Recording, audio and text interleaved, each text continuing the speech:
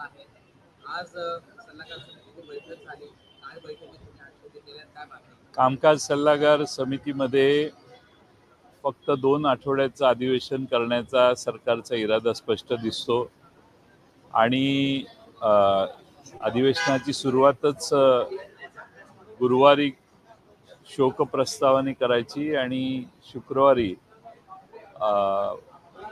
अर्थसंकल्प मांडायचा आणि त्यानंतर परत पुढचे 2 आठवडे हे अधिवेशन चालवायचं असा साधारणपणाने मसुदा समोर ठेवण्यात आला. आम्ही मागणी केलेली आहे की 1 आठवडा वाढवण्याचं काम झालं पाहिजे. आणखीन दिवस कमी पडत आहेत. सर्वसाधारण अर्थसंकल्पावरची चर्चा 2 दिवसाच्या ऐवजी 3 दिवस करावी. सरकारी पक्षाने ती आमची सूचना मान्य केलेली आहे. त्याचबरोबर पुरवणी मागण्यांच्यावर देखील चर्चा विस्तारानं व्हावी. हे शेवटचं अधिवेशन आहे आणि विषयांवर वेगवेगळ्या डिपार्टमेंटच्या चर्चा ज्या होतात त्यावरही जास्त दिवस मिळावेत अशी मागणी आम्ही केलेली होती. या सगळ्या कार्यकालात विरोधी पक्षाच्या वतीने जे प्रस्ताव येणार आहेत त्या प्रस्तावाला देखील न्याय देण्यासाठी योग्य वेळ मिळाली पाहिजे आणि शेवटचं अधिवेशन असल्यामुळं या अधिवेशनामध्ये शेवटच्या सर्व विधानमंडळाच्या सदस्यांना बोलण्यासाठी संधी मिळाली पाहिजे. यासाठी जास्त वेळ द्या. आवश्यकता वाटली तर 1 आठवडे वाढवा. माननीय मुख्यमंत्र्यांनी पहिल्या आठवड्यानंतर पुन्हा बिझनेस ॲडवायझरी कमिटीची मीटिंग घेऊ आणि आणखीन अधिवेशन वाढवण्याची आवश्यकता असेल तर त्याचा विचार करू असं आश्वासन आम्हाला दिलेलं आहे. सरकार कमीत कमी काळात हे अधिवेशन गुंडाळण्याचा प्रयत्न करते असं वाटतंय आणि म्हणून आमचा आग्रह होता की हे अधिवेशन 3 आठवडे पूर्ण 3 आठवडे चाललं पाहिजे.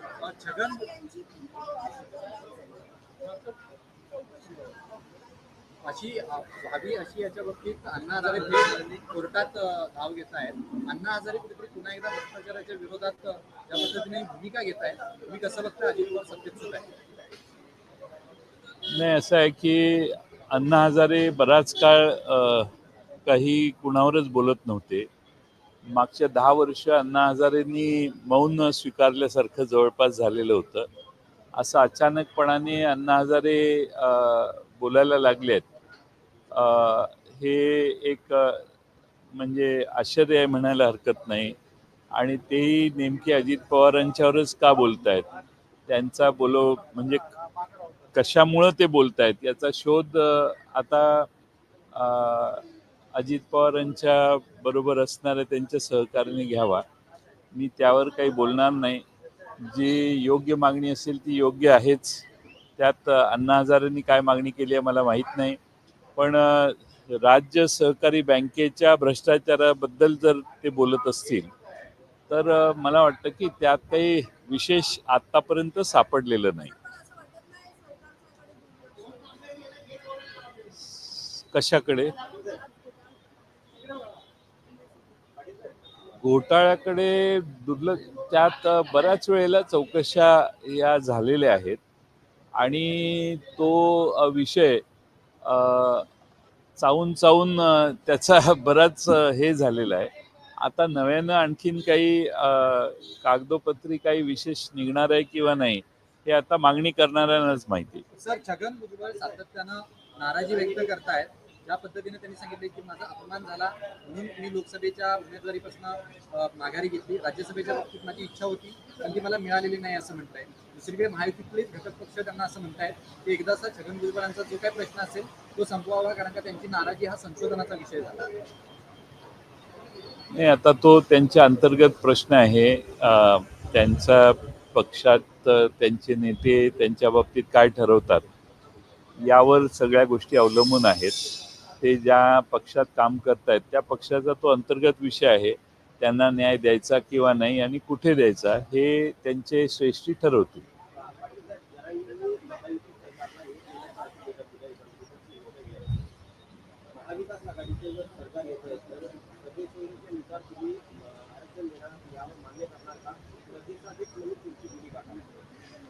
जरांगेंचं आंदोलन यापूर्वीपासून चालू आहे आणि त्यांना उत्स्फूर्त असा पाठिंबा महाराष्ट्रातल्या वेगवेगळ्या भागात मिळत होता.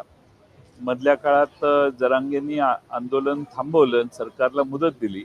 आता पुन्हा त्यांनी आंदोलन केलं आणि पुन्हा एकदा मुदत दिलेली आहे. सरकार त्यावर सकारात्मक आहे असं प्रसारमाध्यमातून दिसतंय. अजून प्रत्यक्ष कृती काही नाही. पण सरकारने याच्यावर काय कृती करायची ते ठरवू. आता आमचं सरकार सत्तेवर आल्यानंतर आम्ही काय करणार हे आम्ही जाहीरनाम्यात त्याचा उल्लेख करू. आज त्याच्यावर बोलणं हे थोडंसं घाईचं ठरेल.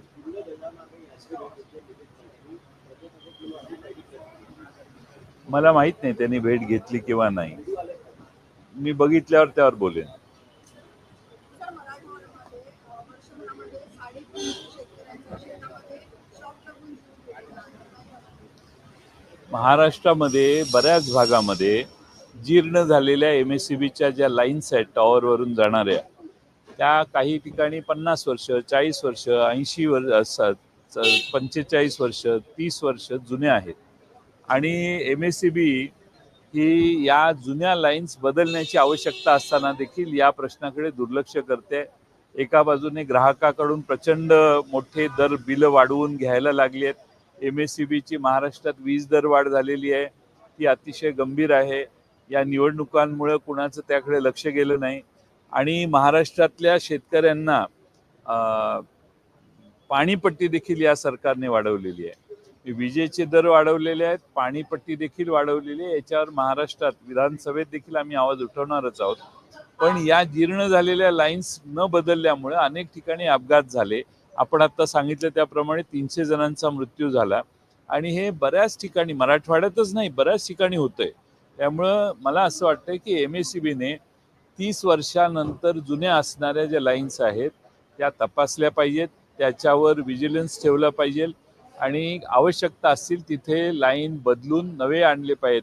अनेक ठिकाणी पोलचं फाउंडेशन जीर्ण झाले, त्यामुळे पोल वाकतात, पोल पडतात, त्यामुळं देखील हे होतं. नुसतं लाईन तुटल्या म्हणून नाही होत, तर पोल वाकल्यामुळं खाली स्पर्श झाल्यामुळं देखील अनेक ठिकाणी मृत्यू झालेले आहेत.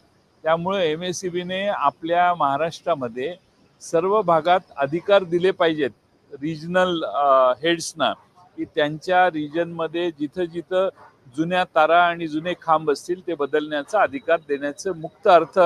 वर त्याची मंजुरी येईल तोपर्यंत 2-3 तारा तुटतात आणि अनेक मृत्यू होतात. त्यामुळे MSCBच्या अधिकाऱ्यांनी खाली अधिकार दिले पाहिजेत जिल्ह्याला. यालाच एक धरून प्रश्न, विदर्भ आणि महाराष्ट्रात अनेक ठिकाणी स्मार्ट मीटर बसवून घ्यावा याचा अट्टहास केला जातोय. त्याच्या बाबतीत अनेक लोकांचा विरोध आहे स्मार्ट मीटर्सना. आवाज उठवणार आहात का येणाऱ्या या अधिवेशनामध्ये? मी बातमी आज वाचली की MERCने त्याला मान्यता पण दिलेली नाही, अशीच एक आज बातमी मी वाचली सकाळी. त्यामुळं MERCची याला मान्यता पाहिजे असं दिसतंय. पण प्रीपेड मीटर हे शहरी भागात एक वेळ शक्य आहे, पण ग्रामीण भागातले शेतकरी हे प्रीपेड मीटर घेऊ शकणार नाहीत. कारण प्रीपेड मीटर घ्यायचं म्हणजे ॲडव्हान्समध्ये पैसे भरायचे. ज्या शेतकऱ्याला पिकं गेल्यानंतर, कांदा विकल्यानंतर, सोयाबीन विकल्यानंतर, ऊस गेल्यानंतर त्याला पैसे भरण्याची क्षमता तयार होते, त्याला प्रीपेड मीटरच्या घोळात घालून त्या शेतकऱ्यांच्यावर अन्याय होतोय आणि त्यासाठी आम्ही महाराष्ट्राच्या विधिमंडळात आवाज उठवणार आहोत. महाविकास आघाडीची उद्या दुपारी 2 वाजता आपणा सर्वांच्या सहित, आमची म्हणजे माननीय शरद पवार साहेब, उद्धवजी ठाकरे, काँग्रेस पक्षाचे नेते बाळासाहेब थोरात आणि बहुतेक पृथ्वीराज चव्हाण, नाना पटोले दौऱ्यावर आहेत विदर्भात म्हणून, असे सर्व प्रसारमाध्यमांना उद्या भेटणार आहेत. दुपारी 2 वाजता यशवंतराव चव्हाण प्रतिष्ठानमध्ये आपली भेट त्यांच्याशी ठेवलेली आहे. सर, उद्याच्या बैठकीमध्ये जर आपण पाहायला गेलो तर लोकसभेचे निकाल रोहित पवारांनी खोपरकड्या मारलेल्या होत्या, त्याला प्रत्युत्तर पण तुम्ही दिलं होतं. नेमकं आलबेल आहे सर्व आलबेल आहे असं नेमकी प्रतिक्रिया सांगा.